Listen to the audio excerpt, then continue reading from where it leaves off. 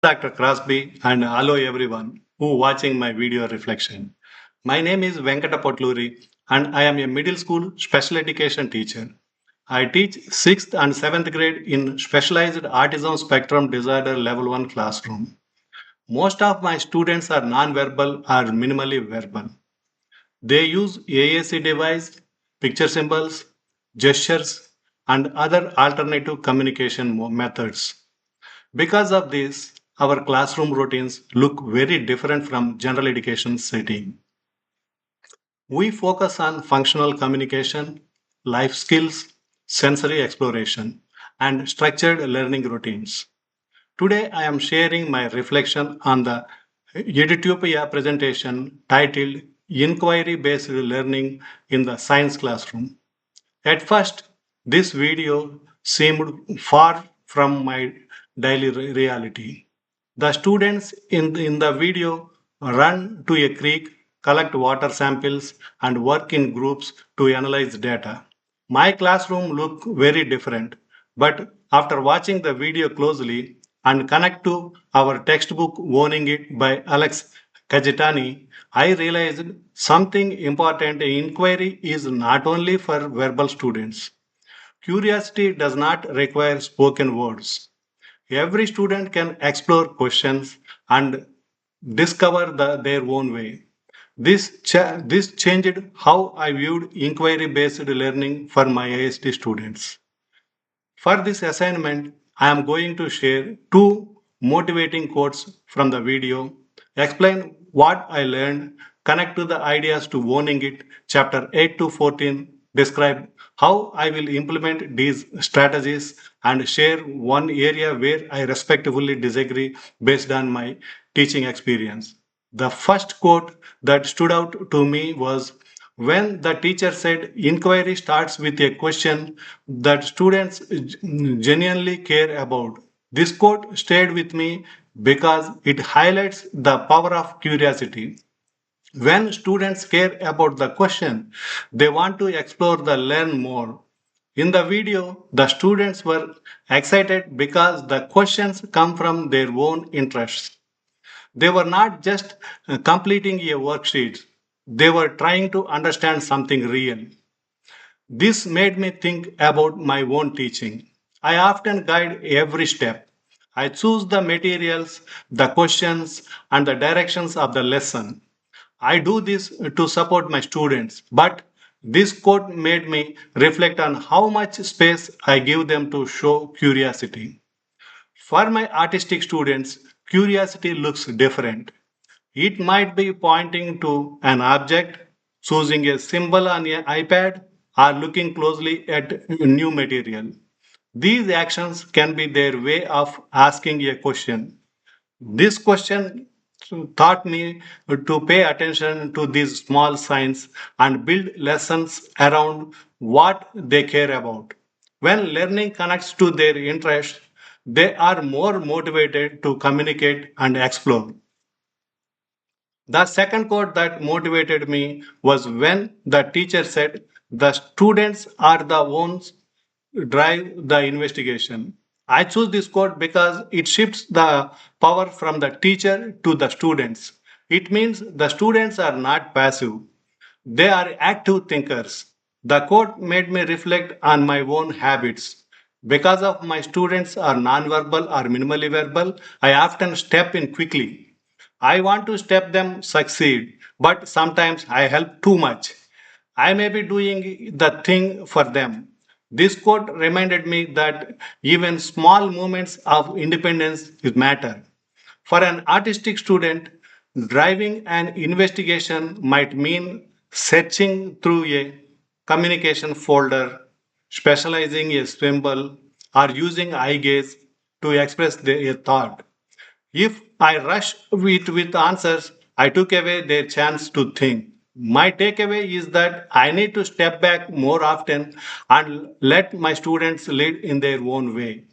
When I look at these ideas, thoughts, a lens owning it, I found strong connection to part 2 chapters from 8 to 14. Actually, this book has 4 parts and I am reading one part for each assignment.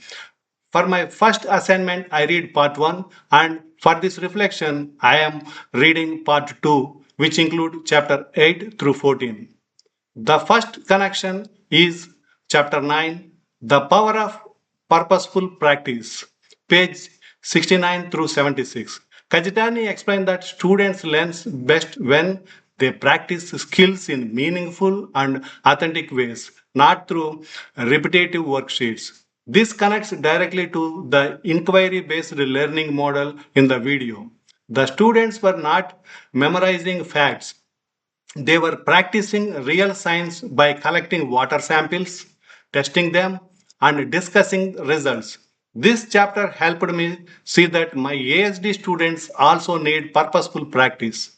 When they explore real materials, make choices, and use their AAC device to share observations, they are practicing communication and problem solving in meaningful ways. Purposeful practice gives them a reason to stay engaged and practice. The second connection is to chapter 10, The Secret to Motivating the Unmotivated Students, pages from 77 through 84, which discuss the value of changing the physical environment. In the video, the teacher takes the students outside to the creek. These changes increase interest and motivation. For my students, getting out of the classroom is very helpful. I have seen this in my own teaching. When we go to outside for community based instructions, my students are more engaged and show fewer challenging behaviors. Being outdoors give them sensory input and make learning is more concrete. This chapter reminded me that I can use outdoor spaces for different area of the school to support inquiry. The third connection is to chapter 14, students led conferences, pages 105 to 114, which highlights the importance of collaboration and shared learning. In the video, students work in group. Each group tests one part of the water and then share their ideas. This reminded me that my students also need peer interaction. It is easy for special education classroom to become adult directed. Students often work one on one with staff, but this chapter challenges me to create more peer to peer opportunities. Even my students use AAC device, they can still work together, share materials, and communicate in their own ways. After thinking about the video and the textbook, I created a clear plan for how I will implement inquiry based learning in my classroom. First, I will introduce sensory inquiry boxes. These boxes will include real materials like soil, levels, sand, water, or textures. Students will explore the material and gather sensory data. This gives them to hands-on way to investigate. I also plan to rotate these boxes to each week so students stay curiously and engaged. Challenging the materials often will help me see what each student is naturally drawn by, which can guide future inquiry questions. Second, I will create AAC inquiry folders and communication boards. These will include vocabulary related to our inquiry questions. I will program the words into their speech generating devices and print matching visuals. This gives my students the language tools they need to participate. I also want to add simple sentence starters like I see, I notice, and I wonder so students can explore observations more independently. Third, I will use visual infographic posters for my sharing. After exploring material, students will work in pairs to place picture symbols, stickers, or visuals on a poster. This builds collaboration and help them share their findings. These posters will stay on the wall so students can revisit their work and build confidence. Fourth, I will use a wait time protocol. My professional and I will use a, my paraprofessional and I will use thinking cards to remind ourselves to pause. When we ask a questions, we will wait at least 10 seconds before helping. The protocols processing time and encourages independence. It also supports the gradual release of responsibility. Over a time, I hope this routine helps students take a more initiate and feel comfortable leading small part of the lesson. While I found the video inspiring, this is one idea I do not fully agree with. The video suggests that students should explore freely with minimal structure. This works well for neurotypical students, but it does not work the same way in a specialized ASD classroom. My students struggle with open-ended directions, unexpected changes, and unstructured environment. If I took them to a creek without clear steps, it would cause confusion, anxiety, and possible behavioral issues. My students need structure, visual support, and predictable routines. For them, student led inquiry requires more planning, not less. I can't simply step back and let them explore freely. I must create a safe, structured environment where they can explore with support. This is my professional disagreement with the video. To close, the Edutopia video reminded me that all students are curious and want to understand their world. Inquiry based learning can work in any classroom when it is adapted to the needs of the learners. By combining the video's ideas with the strategies from owning it, I feel more confident about bringing inquiry into my ASD classroom.